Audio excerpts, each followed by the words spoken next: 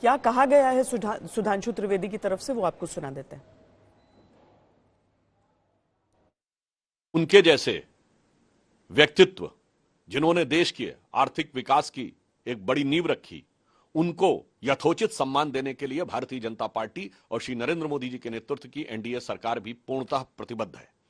और इसी के दृष्टिगत कल कैबिनेट ने अपनी बैठक में यह तय किया कि मनमोहन सिंह जी की स्मृति में एक स्मारक और समाधि स्थल बनाया जाएगा, और इसमें जो भी प्रक्रियागत समय होगा कांग्रेस पार्टी को यह कन्वे किया गया।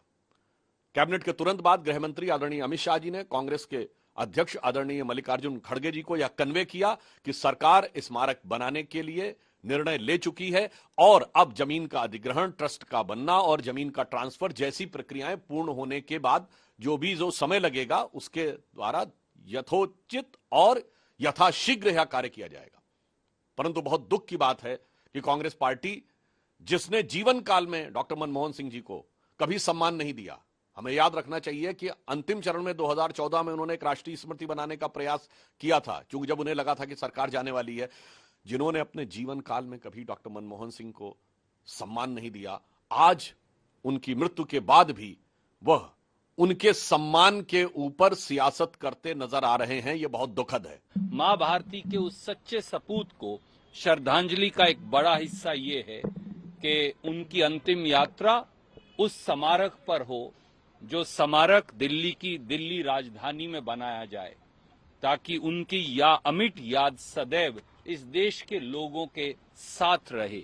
ये राजनीति का विषय हो ही नहीं सकता।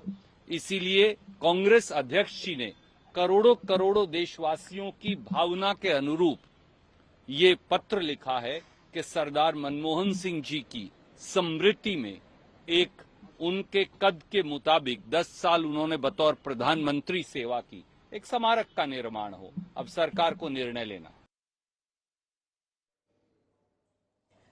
बस हम उम्मीद यही कर सकते हैं कि कम से कम आज जब अंतिम यात्रा की घड़ी है, उनकी अंत्येष्टि होनी है, उस समय विवादों से दूर रहें।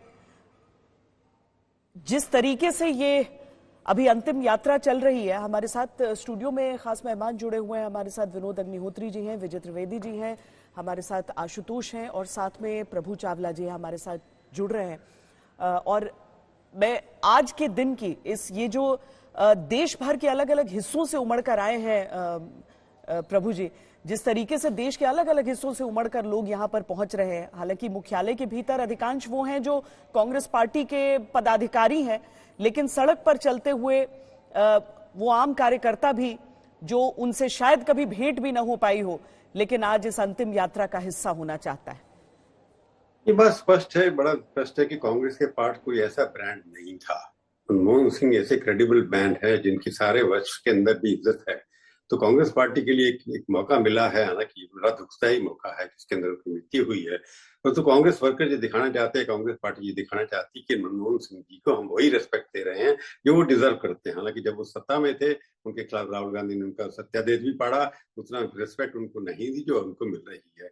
तो king is dead but the long live the king वाली जो बात कहते हैं, मनमोहन सिंह क्या है, उनकी मृत्यु हो गई हो, परंतु कांग्रेस पार्टी के लिए वो अमर रहे। जब यह नारा लगाने की बात है कि ये है, जब तक सूरज चांद रहेगा मनमोहन तेरा नाम रहेगा, ये भी कांग्रेस वाले करते रहेंगे। क्योंकि आगे की स्थिति जो है, आगे कांग्रेस के पार्टी में क्रेडिबल नेता है नहीं जो इतना बड़ा इकोनॉमिस्ट हो, इतना बड़ा एडमिनिस्ट्रेटर हो, जिसको ग्लोबल रिस्पेक्ट मिलती हो। तो कांग्रेस के लिए क्षति को पूरा करने का तरीका यही है कि उनकी स्मृति चिन्ह बना करके उनको प्रयोग किया जाए। जैसे अभी तक आप देखते जवाहरलाल नेहरू का यूज होता था, उसी तरह से लगता है मेरे को उसी के बराबर डॉक्टर मनमोहन सिंह को ला करके ये लोग खड़ा कर देंगे। तो मनमोहन सिंह के लिए हर कार्यकर्ता को इंस्ट्रक्शन दी गई, ये आइए, रात भर से लोग आए, सारे मुख्यमंत्री जो उनके 2-3 है वो भी आए, और हर एक के पार्टी प्रेसिडेंट आए हैं, तमाम वर्कर भी आए हैं। वो सब उसकी तारीफ कर रहे हैं कि वो आर्थिक सुधार के पिता थे, उन्होंने सब कुछ किया। उनकी यात्रा बड़ी लगता रोचक रही, क्योंकि वो एक प्रोफेसर से जाकर के प्राइम मिनिस्टर बने, उसके अंदर काफी उतार चढ़ाव है, परंतु वो सरकार में ही रहे किसी न किसी पद में। जब तक वो जिंदा थे, उससे अभी 6 साल पहले तक वो किसी न किसी पद में सरकार में रहे। उन्हें जब भी ज्वाइन किया, वो तो मेरे टीचर थे दिल्ली स्कूल इकोनॉमिक्स के अंदर, तो बड़ी धीमी आवाज में बोलते थे। उनकी आवाज सुनने के लिए हम जितने भी छात्र छात्राएं थी, उनका जो डायस जहां पर टेबल पर बैठते थे डायस के ऊपर, हम नीचे उनके पैरों पर बैठ जाते थे उनसे सुनने के लिए। तो उसी हिसाब से वो काम करते थे। इकोनॉमिक अफेयर सेक्रेटरी बने, उसके बाद जाके आरबीआई के गवर्नर बने, चंद्रशेखर की सरकार के अंदर वो यूजीसी चेयरमैन बनाए गए, उसके बाद जाकर के जो फाइनेंस मिनिस्टर बने, वो भी एक्सीडेंटल फाइनेंस मिनिस्टर थे। मैंने कल भी बताया, दोबारा बनाना चाहता हूँ कि वो तो यूजीसी के चेयरमैन थे। जब नरसिम्हा राव जी ने उनको फाइनेंस में से चुना, उनकी वो पहली चॉइस नहीं थे, सेकंड चॉइस थे। पहली चॉइस उनकी डॉक्टर आई.जी. पटेल थे, जो लंदन में उसमें रहते थे, और नरसिम्हा राव जी ने मेरे सामने उनको फोन किया था, मैं इंडियन एडिटर था उस वक्त, वो उनको बनाना चाहते थे। परंतु आई.जी. पटेल ने कहा कि डॉक्टर मनमोहन सिंह को बनाइए, वो ज्यादा आपको सूट करेंगे, क्योंकि वो बड़े एकदम रूल के पक्के हैं और जो बात आप कहेंगे वही करेंगे।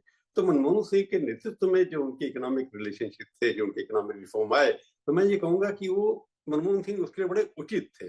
उनको बुला करके रखा गया, उसके बाद उन्होंने काम किया, और वही एक नेता है कांग्रेस पार्टी के अंदर जिसको सोनिया गांधी ने एक्सेप्ट किया प्रधानमंत्री बनाने के लिए। दूसरी बात, क्योंकि नरसिम्हा राव सरकार के अंदर बहुत ऐसे लोग थे जिनको सोनिया गांधी पसंद नहीं करती, वो छोड़ करके नई कांग्रेस भी उन लोगों ने बनाई थी। पर मनमोहन सिंह हमेशा गांधी परिवार के साथ लगे रहे, वो उनके ऊपर एहसान भी मानते थे कि उनकी वजह से मैं यहाँ पर पहुंचा हूँ प्रधानमंत्री पद पर। तो इसलिए मेरे को लगता है जितने गांधी परिवार ने जिस तरह से आज देखा होगा आपने, पूरा का पूरा परिवार वहां खड़ा है, वो कितने उनके कांग्रेस पहले भी अध्यक्ष कईयों की मृत्यु हुई है, सीताराम जेटली की हुई है, नरसिम्हा राव की हुई है। अगर आप जाकर के पिछला इतिहास देखेंगे तो नेहरू गांधी परिवार ने उनके प्रति इतनी आत्मीयता और इतना बढ़ चढ़ के आगे नहीं आया जितने अभी आ रहे हैं। सबसे ज्यादा नेहरू, अभी देखा था मैंने, राहुल गांधी सबसे ज्यादा उनके पार्थिव शरीर के सामने खड़े हुए थे। तो मेरे को लगता है आज भी उस गन कैरेज में सवार है प्रभु जी।